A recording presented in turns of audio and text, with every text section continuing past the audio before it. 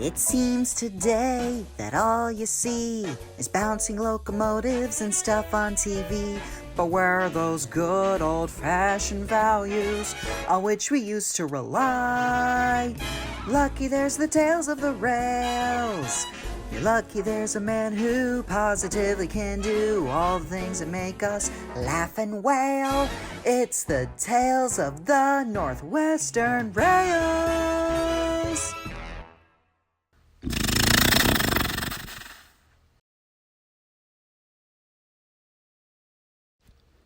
Gordon is the number 4 on the Northwestern Railway of the island of Sodor.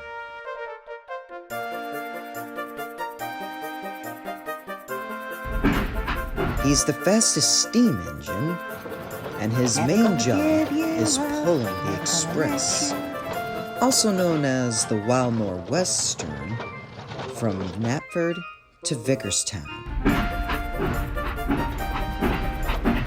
Express coming through! But today is going to be quite different. When he arrived at Marin Station, on time, as usual, he saw Bear sitting in the siding. Hello, Bear. What are you up to? Good day to you, Gordon. I've come to take over the express for the rest of the day. I beg your pardon. What trickery is this? No tomfoolery is involved in this ordeal. It's the Topham Hatt's orders. Well, if it was Sir Topham Hatt's orders, then Gordon would have no other option but to comply. But at the same time, he was quite disappointed that he wouldn't take the rest of the train to Vickerstown.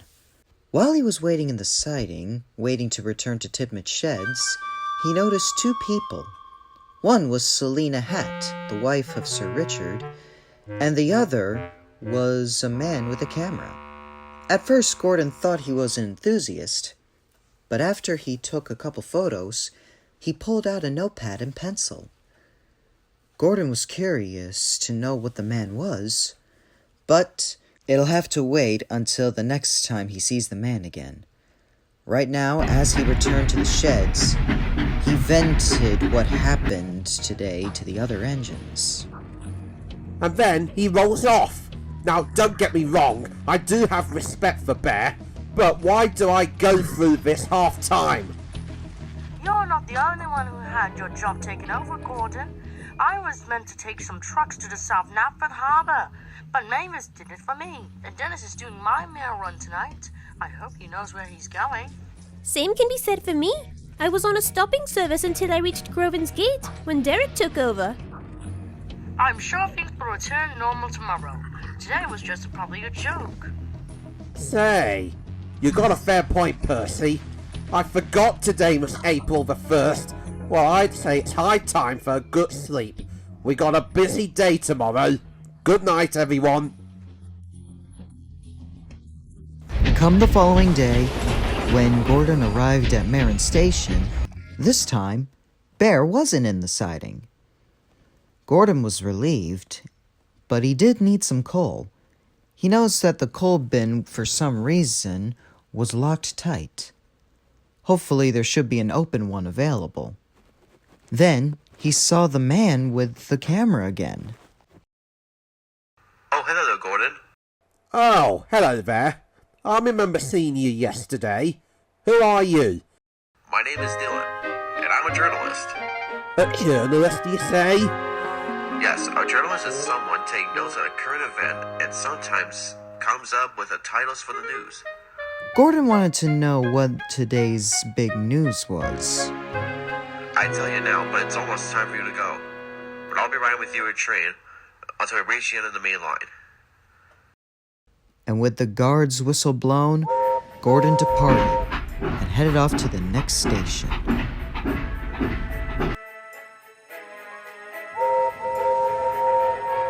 But the next stop he had also had no coal or a locked coal bin. But he had to keep going. And at the same time, Gordon was starting to worry.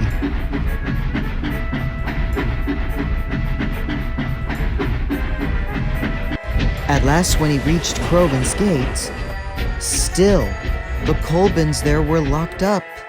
His fireman looked at the amount of coal left in his tender. It wasn't going to be enough to reach Vickerstown. Now Gordon needed some help. Luckily, Bear showed up. Sorry, Gordon. My traction motors were on the fritz this morning. But I'm here now. And with that, the two friends made their way to Vickerstown.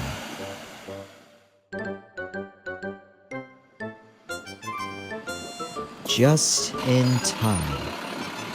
But even though they were on time, Gordon felt ashamed. Cheer up, Gordon. You've done well bringing your passengers as far as you can, especially during this coal crisis. Did you say a coal crisis? Yes. Haven't you heard? Heritage railways on the mainland are running out of coal, and businesses at coal mines are running dry. Surprised our controller hasn't informed you steam engines about it. Well, I was going to tell you the big news story, but I think that green diesel covered it. Wait a moment. We're low on coal? I don't understand. Why hasn't Sir Topham Hatt informed us about this? I don't know, Rebecca. I'm sure he'll explain it to us. Look, here he comes now.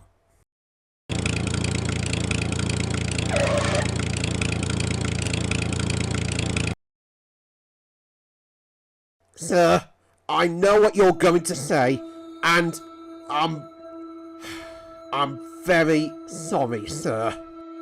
Thank you for saying so, Gordon, but why haven't you waited for Bear or any other diesel that's available to take over? Because I assumed the half-time schedules are at hope from yesterday, but now that Bear and a journalist named Dylan mentioned this coal crisis, I, along with the others, are starting to get concerned. Sir, what's happening? Suppose I'm bound to tell you sooner or later. Engines, we need to talk.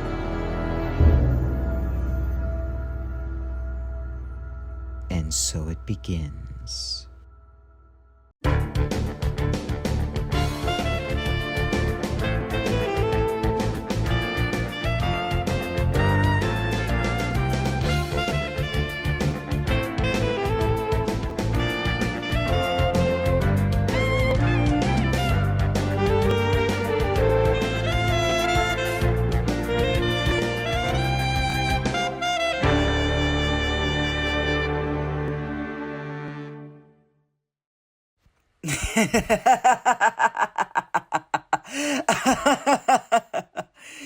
And you all thought Rick Atsley was gonna show up, didn't you?